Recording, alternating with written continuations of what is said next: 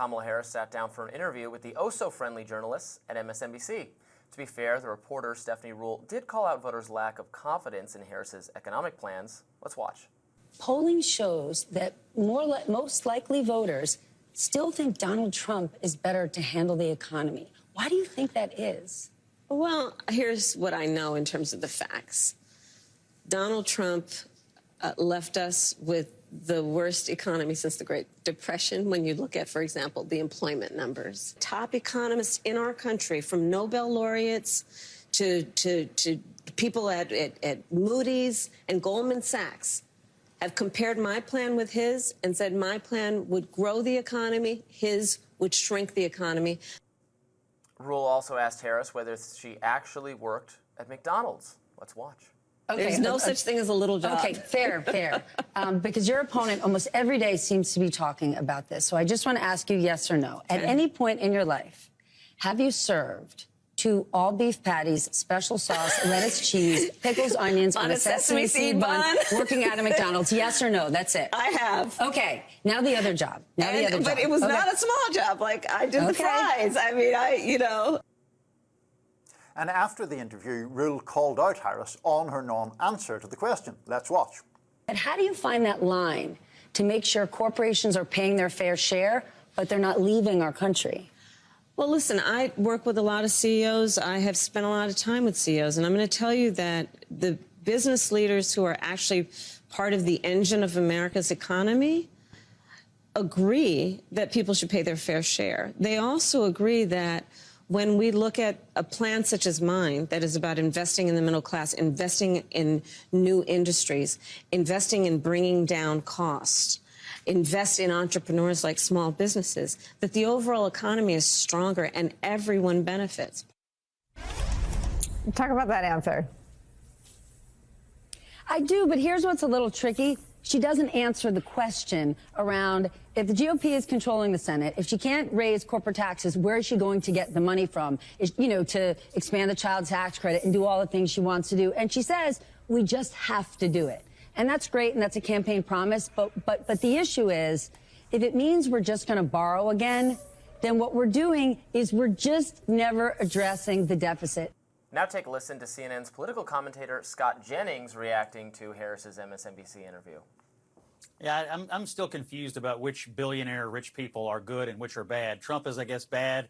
The people who support Trump are bad. The billionaires that she goes around with, I guess, are good. I think it's a very muddled thing, and I still don't understand. I think today was a miss for Harris. I mean, Joe Biden went on The View today and said he delegated all sorts of authority to her on domestic policy. We know that the Biden administration is not popular on domestic and economic policy. She gave a speech today saying we've got to move past the policies that people think have failed. Well, people think the last 4 years are a failure. And from what I can tell from this interview tonight, which was really a home game, I mean, going on with this particular interviewer, it was like effectively interviewing with her campaign's press secretary. She had nothing new to say on the economy beyond this ridiculous pablum. You want to talk about aspirations and dreams? They're crushed in this country because of inflation, and these kinds of interviews and the day that she had today are not going to solve it. Yeah, to Scott's point, Stephanie Ruhle was on Bill Maher, I think, this past weekend, saying that, Kamala Harris isn't Donald Trump, so why would we, kind of implying, why would we care that much if her answers to questions are good when the alternative is so bad, which is not even though many mainstream journalists obviously have that view, it's not good to say it out loud. It probably affects how people see your news judgment and see the job you're doing of grilling Kamala.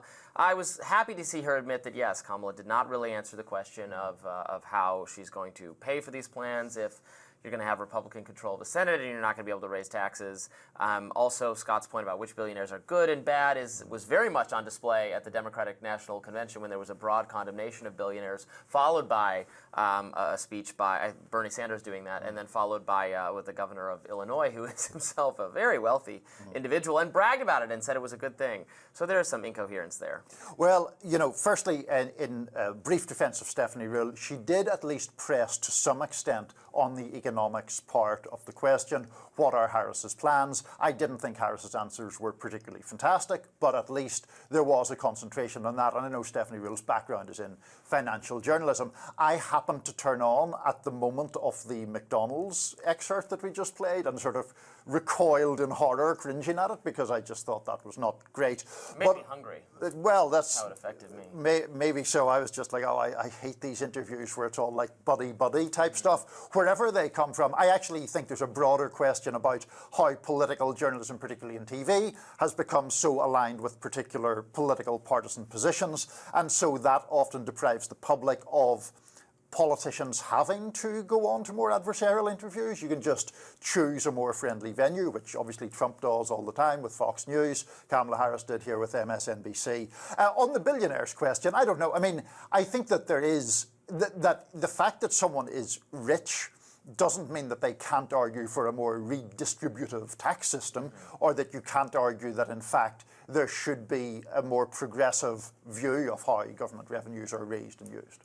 She talked about her economic plans. She referenced them being, popular with all sorts of financial expert groups. Of course, they have come under significant criticism from economists, both the plan to give $25,000 to first-time home buyers, a plan I think is particularly bad because we have a housing supply problem, and that's just going to raise it. Like, subsidizing demand is not going to increase the number of available homes. I don't like to interrupt you too, but she did say 3 million, she wants 3 million new homes built within her first term. Well, we all want 3 million new homes built. But that would address the supply problem, though, to some extent. Yeah, but she can't just will that into existence. You have to do the rezoning, really, is the thing that has to happen, and that's at the statewide basis. And then additionally, the kind of price gouging plan, that got panned by economists too, because these are, trying to put Band-Aids on fundamental things that have gone wrong in the economy and trying to centralize it and micromanage it does not have a good track record. Now, I don't know that she's going to be able to do any of these things again, because Republicans are going to control at least one and possibly two branches of government. And that's always kind of I won't say it's an unfair question, but I always feel for, I don't feel for politicians, but when they're in the position of, well, that's your plan, but how are you going to do it when it's so dysfunctional? Like, what's she supposed to say? Well, that's why you should vote for more of my people, because so we can do the plan I'm proposing. Right, exactly. And I mean, this gets back to what we were talking about yesterday about the filibuster, and you need a super majority now for almost everything. I think that the issue with the economic argument in this election is interesting, because Trump, of course, wants to just sort of blast tariffs on everything. That would be bad. I'm also against that, and as are economists. Now, there's been tremendous continuity in the tariff policy. Biden has kept many tariffs in places and wants, both parties want different, some of the same overlapping tariffs, some different tariffs, but a lot of tariffs.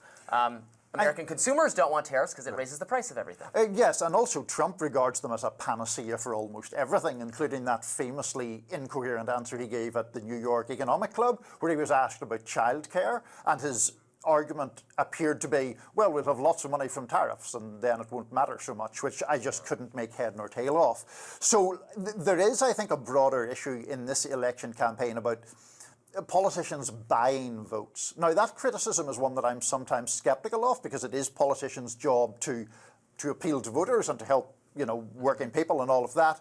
But there are a lot of proposals being made that are just like, yeah, we'll do this. We'll make overtime tax exempt, for example. We'll make tips tax exempt.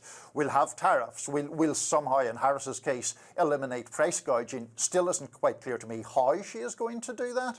And I think there are a lot of things being offered, being kind of dangled to get voters on the hook, and I'm not sure how they're going to be enacted. Yeah, I like the idea of having fewer taxes, lower taxes. So, not taxing tipped wages is on some level an appealing idea to me, but because I know from very basic economics that would just encourage more and more labor to be classified as tipped in order to avoid the taxes. And I don't know, that would just, I think, incentivize everyone to be paid in such a way, which I don't know, may not be necessarily bad, but I don't think what they're designing is we want to convert our economy entirely into a tipping situation. That's not what they're actually wanting to do. And it doesn't make sense to me to not tax So people who just happen to receive their tips that way, let's just tax everybody less. That's what I would do. Or not at all. Not at all even. Well, I mean, the point about tipping... Zero taxes. Yeah, we can't have a flat tax, Robby. How would we pay for all the important government programs that help alleviate poverty and all of that? So important. The issue about tipping, though, just briefly, is there is also just the question of setting aside the fact that it gives an incentive for lots more labour to be converted to tips. Yeah. There's also the question, if you're trying to help lower income people, that's only a small number of people who do primarily get their income from tips. So then, like, should people who are on minimum wage stacking the shelves in the grocery store, it's just tough luck to them because it's not tipped income. That seems not fair on a basic level. I think we should convert to a tipping payment system here at the Hill at Nexstar. I'm definitely going to be in favor of this if this is how tip your host. Tip your host. More Rising right after this.